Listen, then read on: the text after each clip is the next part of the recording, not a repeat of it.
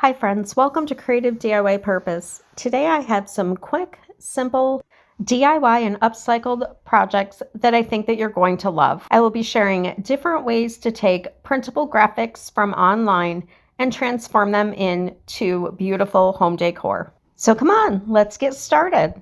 For our first project today, we're going to be using one of the graphics to upcycle this sign that a friend gave to me. I will be applying 1 coat of gesso, which is an opaque primer, and 1 coat of chalk paint. Then after the paint is dried, we're going to be applying this beautiful graphic that I printed out on my inkjet printer on rice paper. The smoother side is on the back, and then the textured side is on the front. All of the beautiful graphics that you'll see on the projects in today's video are from Betty Lou Cox. I have put her link in the description box below. She has dozens of beautiful printable graphics available for purchase. They are very easy to download and print.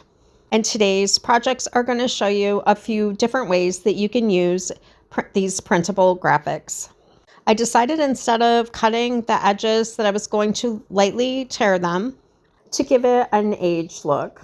I'm applying Mod Podge right in the center to try to get the graphic lined up. And then I'm going to smooth it out and then continue that process on the right side and the left.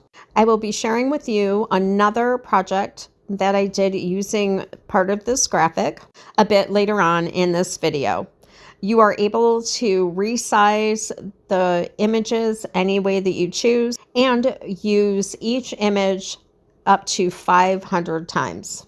Now I'm going to apply a thin coat of Mod Podge up over. You could also choose to just cover it with your favorite sealer.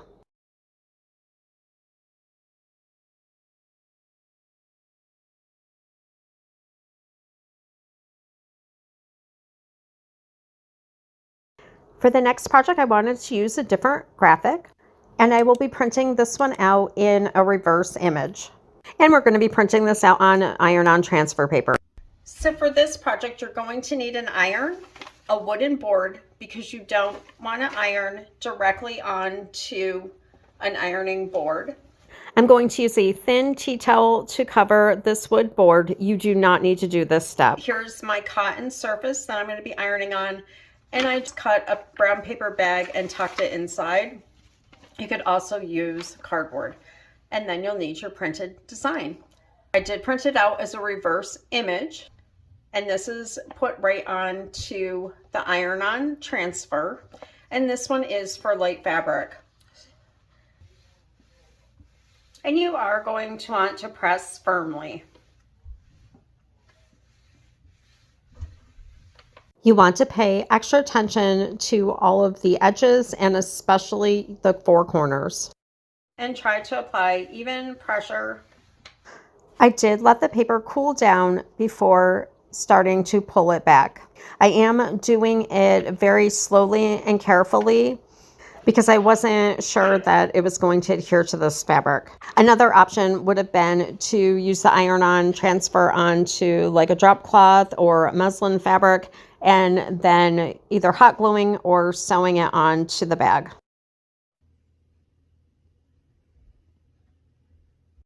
I'm excited for this next project. We're going to be making these little wooden blocks. I'm using my handsaw just to trim off some pieces of wood that I already had. Betty Lou has several different styles of these wooden blocks over on her website, and they can be made using a simple 2x4. I printed it out on rice paper and applying with Mod Podge. This is another quick and easy project that only takes a few minutes to complete once you have your wood blocks cut out. These graphics are easy to download, print, and very versatile in how you can use them. I'd like to thank Betty Lou for allowing me to use her beautiful graphics in this video and on these projects, and I'm excited to use them in the future. Her online store is linked below. She just added that new Hello Spring Bird graphic. You can also follow her over on Instagram to see some of her latest creations.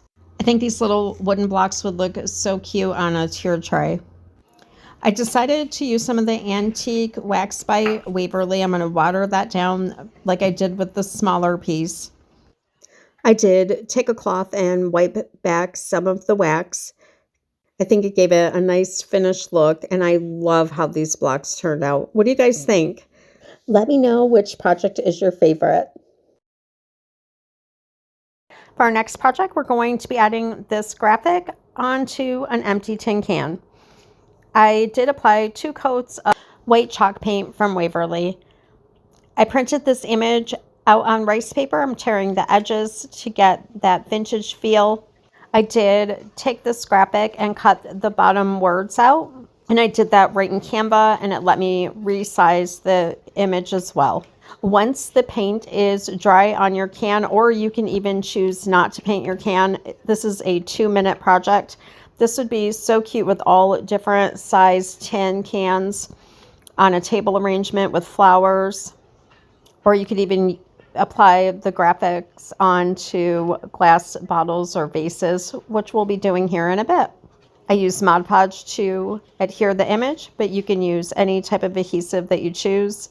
Some of the graphics that Betty has available are going to have different colored backgrounds that you can choose from as well. This next project, we're going to use an empty glass bottle, some Mod Podge, and one of our printed graphics. After we get our bottle cleaned off, we're going to apply a coat of gesso and a coat of the Waverly chalk paint in white. All right, so once our paint has had a chance to dry, I'm deciding which image that I want to put on the bottle. I went with the one that did not have the background on it. I did print the image out on rice paper. I find it a little bit easier to use than tissue paper. You could also use water slide decal paper, which I will put both of my favorite brands posted below the image on with some Mod Podge. And just like the project before, this project only takes 2 minutes once the paint on the bottle is dried, or you can even apply the image on without painting the bottle. And I think this would make such a beautiful springtime gift, maybe with some fresh flowers inside. Or you can make a few of these and make a nice spring table arrangement. Usually on my glass bottles, I do go around the edges with some fine grit sandpaper. I use a cloth for wet distressing, but this time I decided to use a black Sharpie to create my own distress look. I think taking some of the glass vases that you find in the thrift store, or you might already have on hand, and applying this technique would be very beautiful. So for our next project, I picked up this super thin piece of wood at a yard sale. I printed out the blocks out on rice paper, but I'm not going to cut them individually.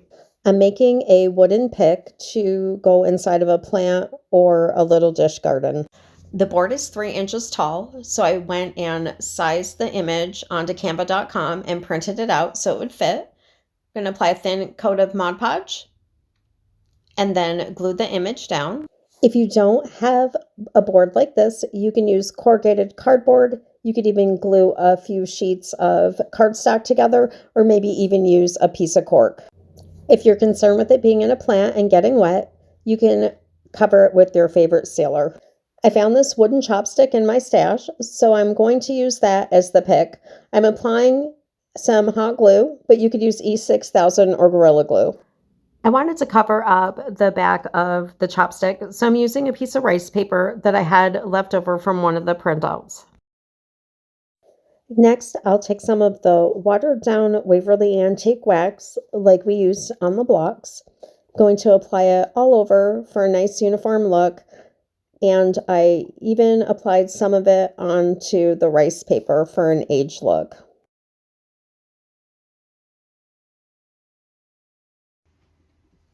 And this project is also one that only takes a few minutes. I printed the image out on rice paper. You could print it out on cardstock or even regular printer paper. Since the image was a little bit smaller than my frame, I glued it on to a larger piece. I did decide to paint this frame, and I used the white chalk paint from Waverly and applied some to the back for a more finished look. I decided to take some fine grit sandpaper and go around the edges and give it a lightly distressed look. Let me know by commenting below which one of these projects you'd like to try and which one was your favorite. I hope that this video inspires you to look around your home or at a local thrift store and see what you can create and give a new makeover to. Friends, I want to thank you so much for joining me today. I hope that you have a super blessed week. I'm going to see you next week for a thrift flip video.